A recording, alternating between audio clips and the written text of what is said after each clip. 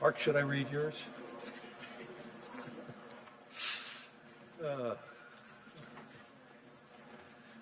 Hi, everyone. It's a great honor for me to introduce Mark Carney, Prime Minister of Canada, along with Gideon Rockman from the Financial Times.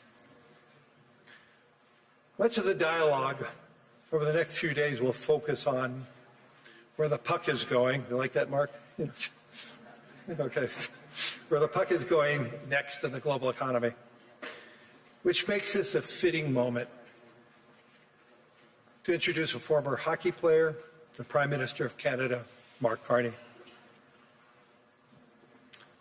The ability to remain calm in fast-moving, high-pressure moments has defined Mark's career.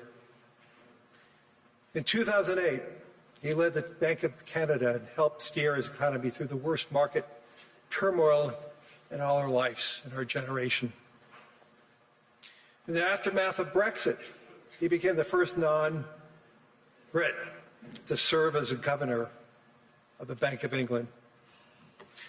And last year, he was elected very deservingly as Prime Minister for Canada at what may be one of the most pivotal moments in modern Canadian history. Today, Prime Minister Carney is focused on making Canada a place where it's easier to build, simpler to trade, smarter to invest in, and build more unity across its nation. For 41 million Canadians, the world's 10th largest economy, he is a steady and thoughtful leader, and I am proud to call him a friend. Please join me in welcoming Prime Minister of Canada, Mark Carney.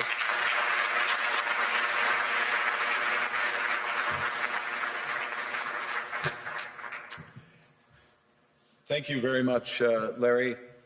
I'm going to start in French, and then I'll switch back to English. Merci, Larry. Thank you, Larry. C'est un plaisir. It is both a pleasure et un devoir and a duty d'être parmi vous to be with you tonight en ce point sur in le nom this pour le Canada pivotal et pour le moment monde. that Canada and the world go Et je through. parlerai aujourd'hui de la Today I rupture will de talk l'ordre about a mondial, rupture in the world de order, la fin the d'une end fiction of agréable a et pleasant de fiction début and the beginning d'une réalité of a brutale. harsh Où la reality, géopolitique where des grandes geopolitics, puissances where n'est soumise the à large aucune main power contrainte. geopolitics is submitted to no Mais je vous limits, no soumets, constraints. par ailleurs, que les autres On the other pays, hand, I would like to en particulier tell les you that the other puissances countries, moyennes comme le especially Canada, ne sont intermediate pas powers like impuissants. Canada, are not powerless. Ils possèdent la capacité de They construire une have the nouvelle capacity to ordre qui build a new intègre order nos that valeurs, encompasses our values, comme le respect des droits such as humains, respect for human le rights, développement sustainable durable, la development, solidarity, la souveraineté sovereignty, et l'intégrité and territorial territoriale des integrity États. of the various states. La puissance des moins The puissants power of the less power commence par l'honnêteté. with honesty. It seems that every day we're reminded that we live in an era of great power rivalry, that the rules-based order is fading, that the strong can do what they can and the weak must suffer what they must. And this aphorism of Thucydides is presented as inevitable, as the natural logic of international relations reasserting itself. And faced with this logic, there is a strong tendency for countries to go along to get along, to accommodate, to avoid trouble, to hope that compliance will buy safety. Well, it won't. So what are our options? In 1978, the Czech dissident Václav Havel, later president, wrote an essay called The Power of the Powerless.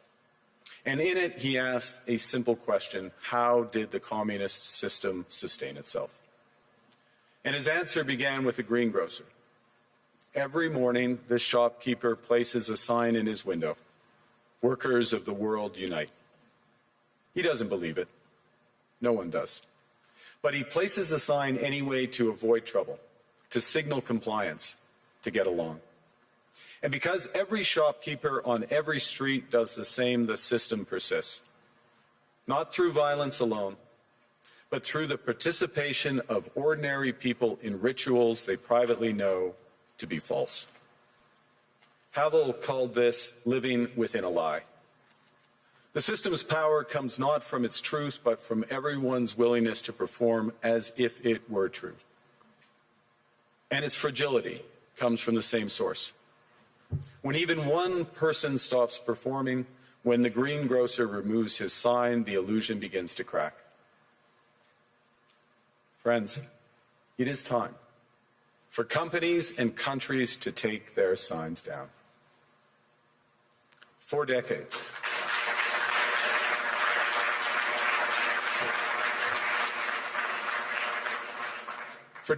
countries like Canada prospered under what we called the rules-based international order.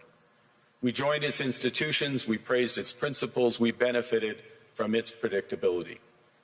And because of that, we could pursue values-based foreign policies under its protection. We knew the story of the international rules-based order was partially false, that the strongest would exempt themselves when convenient, that trade rules were enforced asymmetrically. And we knew that international law applied with varying rigor depending on the identity of the accused or the victim. This fiction was useful, and American hegemony in particular helped provide public goods, open sea lanes, a stable financial system, collective security, and support for frameworks for resolving disputes. So we placed the sign in the window. We participated in the rituals. And we largely avoided calling out the gaps between rhetoric and reality. This bargain no longer works. Let me be direct. We are in the midst of a rupture, not a transition. Over the past 2 decades, a series of crises in finance, health, energy, and geopolitics have laid bare the risks of extreme global integration. But more recently, great powers have begun using economic integration as weapons. Tariffs as leverage, financial infrastructure as coercion, supply chains as vulnerabilities to be exploited. You cannot live within the lie of mutual benefit through integration when integration becomes the source of your subordination. The multilateral institutions on which the middle powers have relied, the WTO, the UN, the COP, the architecture, the very architecture of collective problem solving are under threat. And as a result, many countries are drawing the same conclusions, that they must develop greater strategic autonomy in energy, food, critical minerals, in finance and supply chains. And this impulse is understandable. A country that can't feed itself, fuel itself, or defend itself has few options. When the rules no longer protect you, you must protect yourself. But let's be clear-eyed about where this leads. A world of fortresses will be poorer, more fragile, and less sustainable. And there's another truth. If great powers abandon even the pretense of rules and values for the unhindered pursuit of their power and interests, the gains from transactionalism will become harder to replicate. Hegemons cannot continually monetize their relationships. Allies will diversify to hedge against uncertainty. They'll buy insurance, increase options in order to rebuild sovereignty. Sovereignty that was once grounded in rules but will increasingly be anchored in the ability to withstand pressure. This room knows this is classic risk management. Risk management comes at a price. But that cost of strategic autonomy, of sovereignty, can also be shared. Collective investments in resilience are cheaper than everyone building their own fortresses. Shared standards reduce fragmentations. Complementarities are positive sum. And the question for middle powers like Canada is not whether to adapt to the new reality. We must. The question is whether we adapt by simply building higher walls or whether we can do something more ambitious. Now, Canada was amongst the first to hear the wake-up call, leading us to fundamentally shift our strategic posture. Canadians know that our old, comfortable assumptions that our geography and alliance memberships automatically conferred prosperity and security, that assumption is no longer valid. And our new approach rests on what Alexander Stubb, the President of Finland, has termed value-based realism. Or to put another way, we aim to be both principled and pragmatic. Principled in our commitment to fundamental values, sovereignty, territorial integrity, the prohibition of the use of force except when consistent with the UN Charter, and respect for human rights. And pragmatic in recognizing that progress is often incremental, that interests diverge, that not every partner will share all of our values. So we're engaging broadly, strategically, with open eyes. We actively take on the world as it is, not wait around for a world we wish to be. We are calibrating our relationships so their depth reflects our values. And we're prioritizing broad engagement to maximize our influence. Given the fluidity of the world at the moment, the risks that this poses and the stakes for what comes next. And we are no longer just relying on the strength of our values, but also the value of our strength. We are building that strength at home. Since my government took office, we have cut taxes on incomes, on capital gains and business investment. We have removed all federal barriers to interprovincial trade. We are fast-tracking $1 trillion of investments in energy, AI, critical minerals, new trade corridors, and beyond. We're doubling our defense spending by the end of this decade, and we're doing so in ways that build our domestic industries. And we are rapidly diversifying abroad. We've agreed a comprehensive strategic partnership with the EU, including joining SAFE, the European Defence Procurement Arrangements. We have signed 12 other trade and security deals on 4 continents in 6 months. The past few days, we've concluded new strategic partnerships with China and Qatar. We're negotiating free trade pacts with India, ASEAN, Thailand, Philippines, and Mercosur. We're doing something else. To help solve global problems, we're pursuing variable geometry. In other words, different coalitions for different issues based on common values and interests. So on Ukraine, we're a core member of the Coalition of the Willing and one of the largest per capita contributors to its defense and security. On Arctic sovereignty, we stand firmly with Greenland and Denmark and fully support their unique right to determine Greenland's future.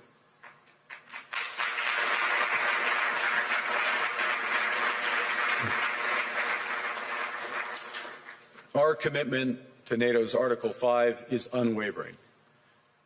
So we're working with our NATO allies, including the Nordic-Baltic 8, to further secure the alliance's northern and western flanks, including through Canada's unprecedented investments in over-the-horizon radar, in submarines, in aircraft, and boots on the ground, boots on the ice. Canada strongly opposes tariffs over Greenland and calls for focused talks to achieve our shared objectives of security and prosperity in the Arctic. On plurilateral trade, we're championing efforts to build a bridge between the Trans-Pacific Partnership and the European Union, which would create a new trading bloc of 1.5 billion people. On critical minerals, we're forming buyers' clubs anchored in the G7 so that the world can diversify away from concentrated supply. And on AI, we're cooperating with like-minded democracies to ensure that we won't ultimately be forced to choose between hegemons and hyperscalers.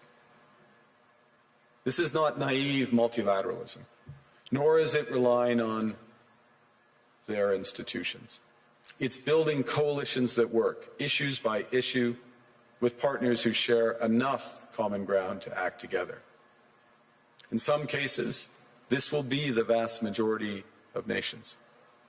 What it's doing is creating a dense web of connections across trade, investment, culture, on which we can draw for future challenges and opportunities. I argue that middle powers must act together because if we're not at the table, we're on the menu.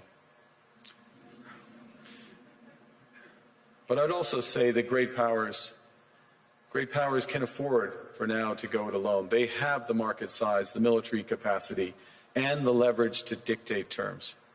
Middle powers do not. But when we only negotiate bilaterally with a hegemon, we negotiate from weakness. We accept what's offered. We compete with each other to be the most accommodating. This is not sovereignty. It's the performance of sovereignty while accepting subordination. In a world of great power rivalry, the countries in between have a choice: compete with each other for favor, or to combine to create a third path with impact.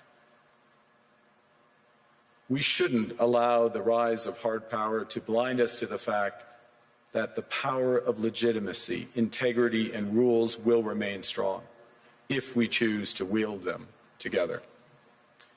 Which brings me back to Havel. What does it mean for middle powers to live the truth? Well, first, it means naming reality.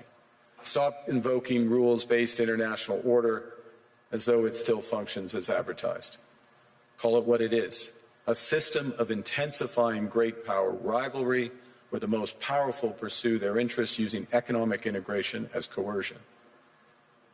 It means acting consistently, applying the same standards to allies and rivals. When middle powers criticize economic intimidation from one direction but stay silent when it comes from another, we are keeping the sign in the window. It means building what we claim to believe in. Rather than waiting for the old order to be restored, it means creating institutions and agreements that function as described. And it means reducing the leverage that enables coercion. That's building a strong domestic economy. It should be every government's immediate priority. And diversification internationally is not just economic prudence, it's a material foundation for honest foreign policy, because countries earn the right to principled stands by reducing their vulnerability to retaliation. So Canada. Canada has what the world wants. We are an energy superpower. We hold vast reserves of critical minerals. We have the most educated population in the world.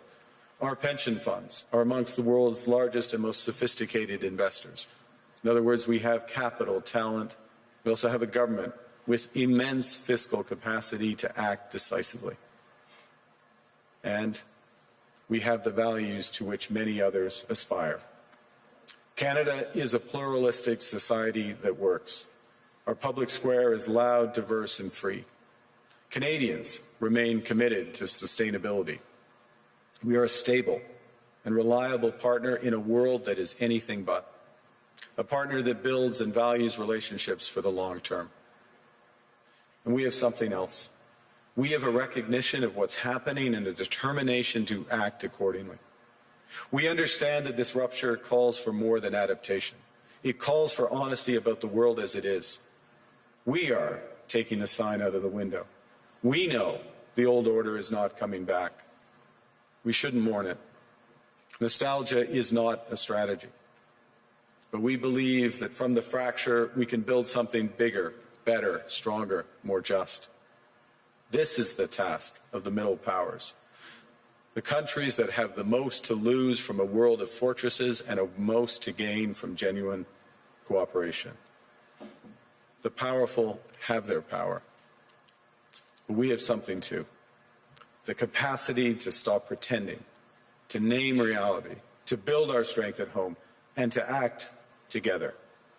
That is Canada's path. We choose it openly and confidently, and it is a path wide open to any country willing to take it with us. Thank you very much.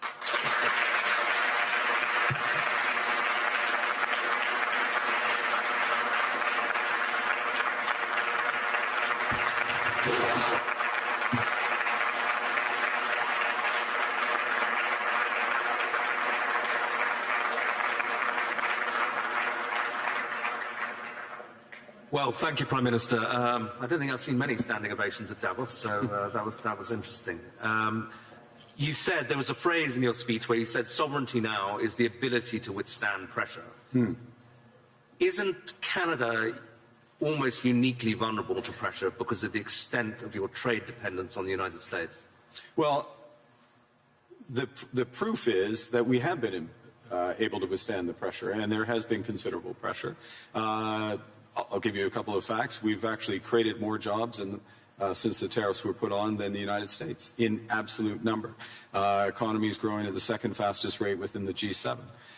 That's not there. There are pockets of extreme pressure without question in Canada, but headline, we're reacting. The second thing, and it's a fundamental point, is the recognition that we can give ourselves far more than any foreign country can take away. There's lots of efficiencies in having one Canadian market, the $1 trillion of domestic investment, and building these partnerships abroad, all of which are bigger returns than what's been lost. That's not to say we would rather not lose it, but we can withstand the pressure, and we are.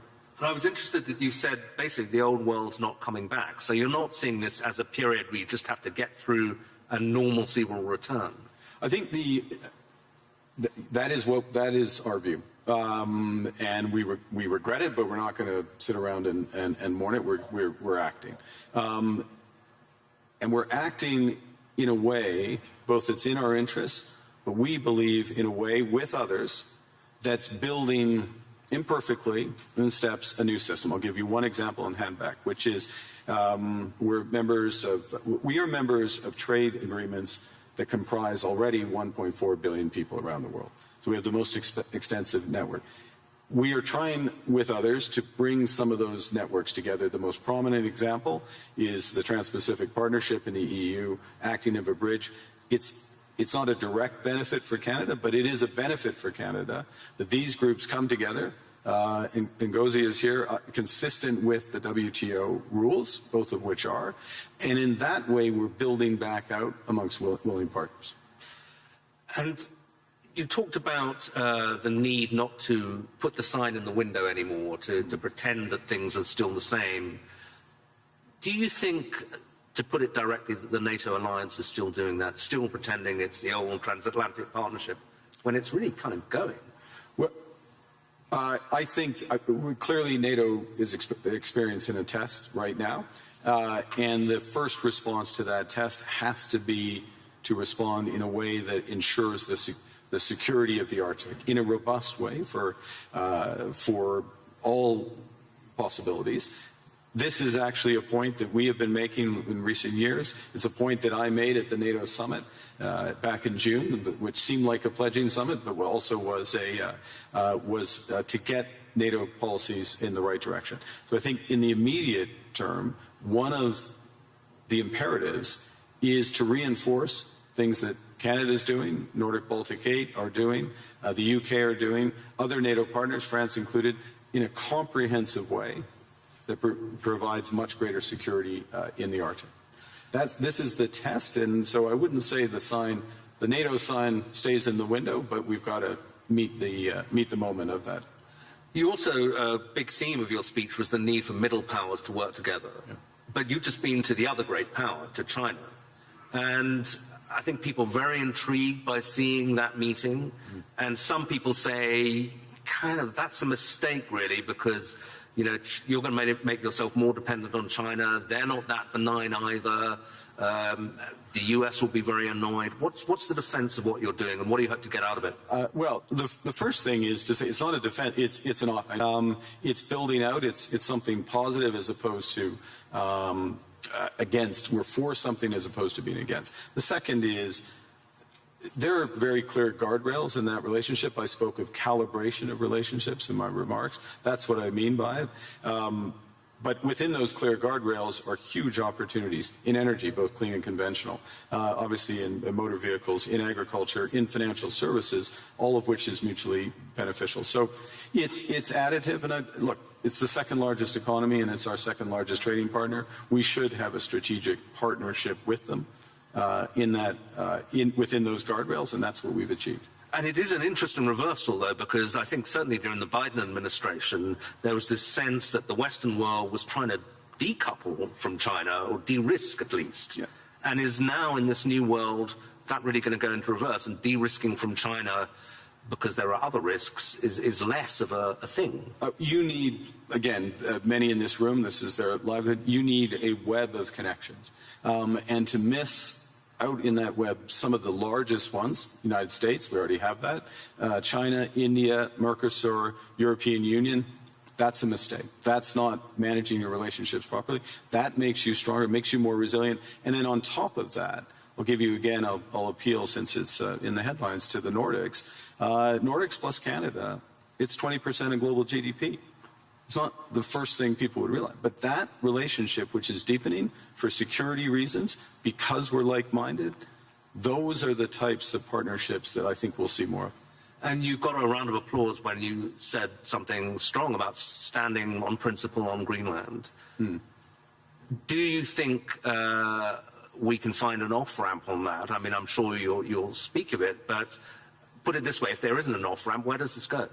I strongly believe that there's a better outcome that come from the discussions that have been catalyzed in an unusual way, admittedly, but and we absolutely stand by the principles that I referenced. That solution starts with security, and a security, yes, of Greenland, but more broadly of the Arctic. Canada is foursquare contributing to that.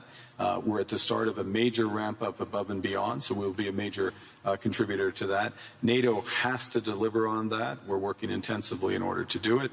As well, prosperity for the people of Greenland. In the end, it comes back to the people there, and there are opportunities to do that in ways that would strengthen all of the alliance.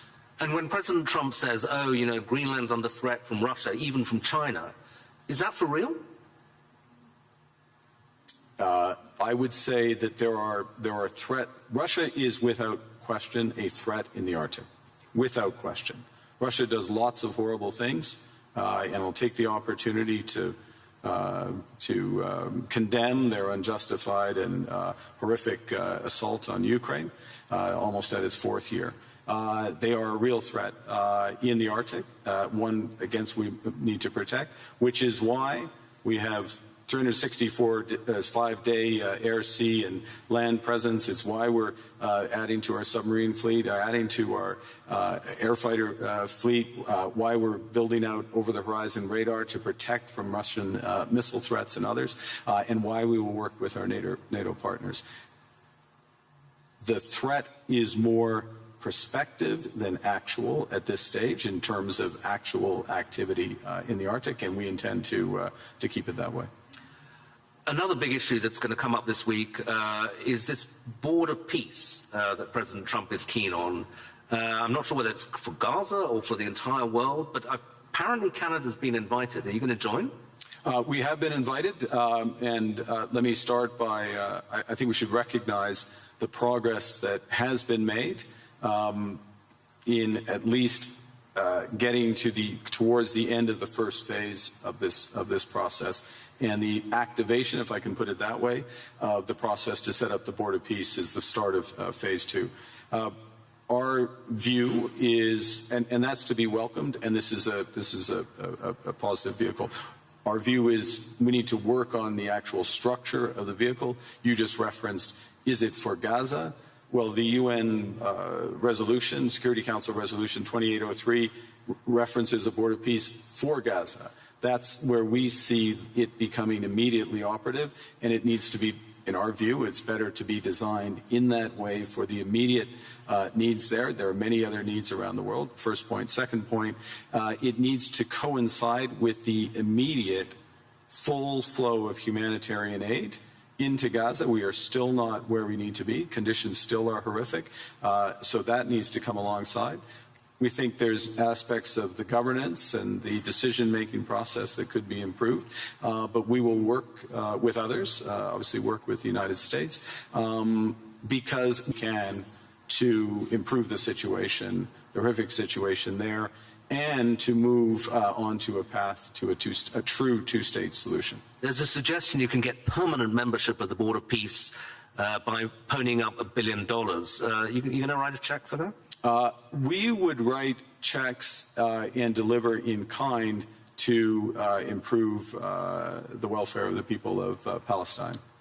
But we want to see it delivered direct to those outcomes promoting peace, and so the mechanics and how it works that way. Okay, final question. President Trump and a lot of people who agree with him condemn globalism a lot. And I suspect, you would be the kind of epitome of a globalist. You worked for Goldman Sachs, I believe. You were a central banker. You're comfortable and lived in several countries. Is globalism, first of all, is it a thing, and is it over?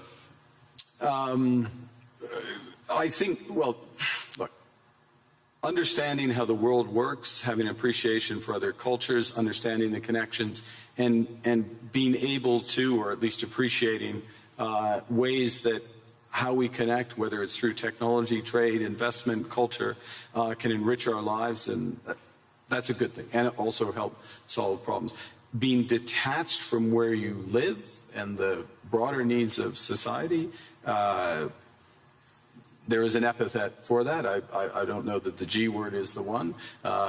There's certainly what we're finding, and to go back to the points I was making, is that there are a number of like-minded countries that want to work through partnership to achieve those goals for their citizens and for the world more broadly.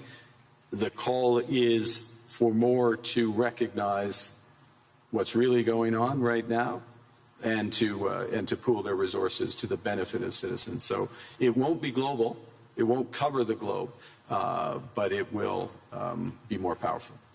Okay, Prime Minister, thank you very much indeed.